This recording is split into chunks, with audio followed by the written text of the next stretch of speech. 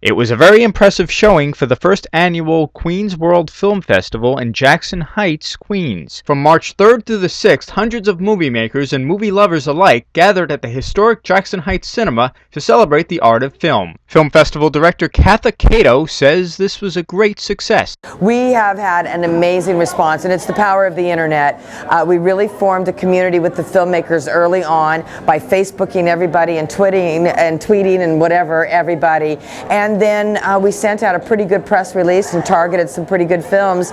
And the press, the Queens Chronicle, Queens Tribune, The Ledger, Daily News, WOR, WBAI,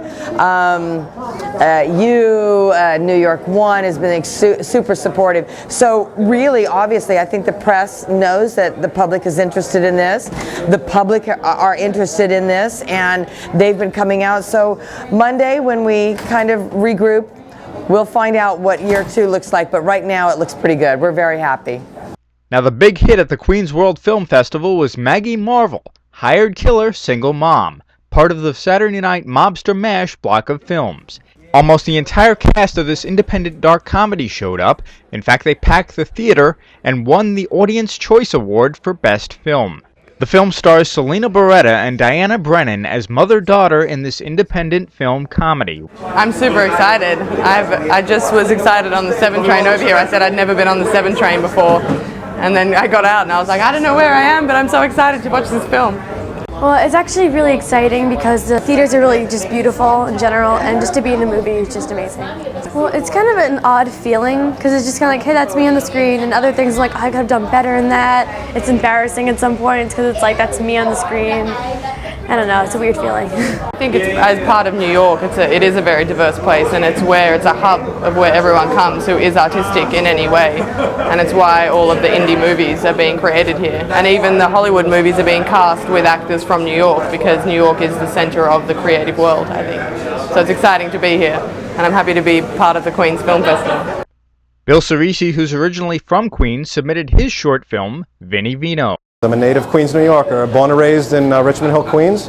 I've lived most of my adult life in Manhattan, but I'm just thrilled to be back here in Queens and be selected for this festival, and I'm in full support of it. I've been around the country with the film, been to Los Angeles, been to Wisconsin, so on and so forth, but to be back in my hometown is really special. It's a New York film, mostly about Italian Americans, as you will see. It is a very dark comedy mob spoof. Vino. It's about a mob boss who contemplates leaving the mob to become a wine connoisseur.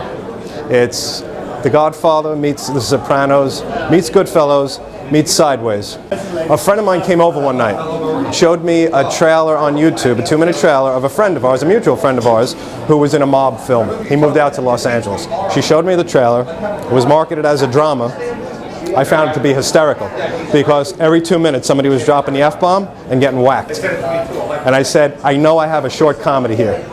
And I believe I do, because the film's made it into 11 festivals and I've won 2 awards thus far. Well, we just finished day 3 at both of the locations. We had 4 screenings going on today, 4 screens. We screened a lot of films today, and a lot of people who have never come to Jackson Heights were in Jackson Heights, and a lot of people who have never been in this beautiful theater were here, and so it's really mission accomplished. The filmmakers have been universally very, very supportive and very much thanking us for the quality of the screenings that they got and the quality of sound that they got, and we're very pleased with that. Jackson Heights is the world. You run across every culture, every nationality here, and you can get excellent food from around the world. So we're really trying to feature films from around the world and around the corner. Well, we've had 2 extraordinary panels, and one was a film finance in the new market with Jim Germanic and Mike S. Ryan, and Google them. They're huge names. We were really fortunate to have them, and that was an extraordinary opportunity for a lot of filmmakers. We're a first-year film festival. You know, we have excellent films, but we're not the A-list. So filmmakers at this level are really building their resume. They need each other. We're building community. They're going to work on each other's films. They're going to keep in contact with each other. The networking possibilities out of that panel alone were extraordinary. In Jackson Heights, Collora reporting.